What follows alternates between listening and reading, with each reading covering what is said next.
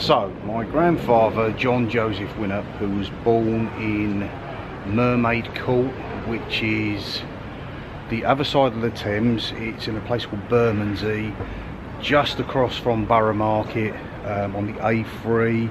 You've got Guy's Hospital just to the side of that. Now, he lived in that area, would come around this area himself doing his work before when he was a younger, playing about, and he heard a story himself and he passed it on to my father, and he also told me this about 4 decades ago. And that story is to basically always look up and around you what things are, because it goes like this. Back in the day when they were building the likes of your, not so much modern high rises, but buildings of a medium height, sort of around where we are now, basically you would have people sitting on raised platforms doing a cement and brickwork, etc., and then they would have a lunch break. Now, on a certain day, 2 guys, they weren't friends, they were just colleagues, they were having their lunch break. One put his lunch down by the side of him and they were having a chat. He turned around, looked around, went back to grab his cheese and a bit of bread to have his lunch, and it was gone. And he turned around and said to his work colleague, "Where's my lunch gone?" And he turned around and said, "The mouse took it." From there on, he's turning around saying basically, "Jovel, where's me lunch? Stop messing me about."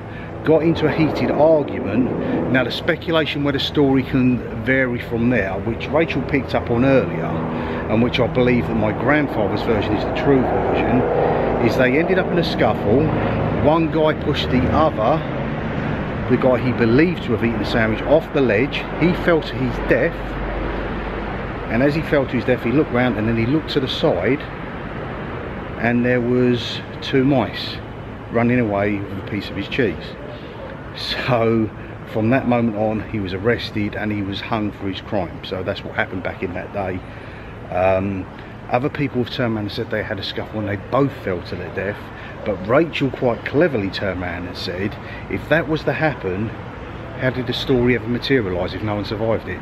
So I believe my grandfather's version of that happening is more likely to be a true account of things. And there is, this is the strange thing about it, there is a sculpture in London on Philpot Lane that depicts the actual mouse and the cheese. So we're going to go and have a look at that now.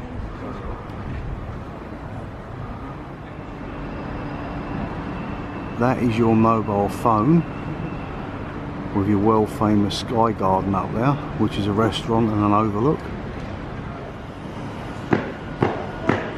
So right, that's Philpot Lane, and right there, if I focus in, is the sculpture itself.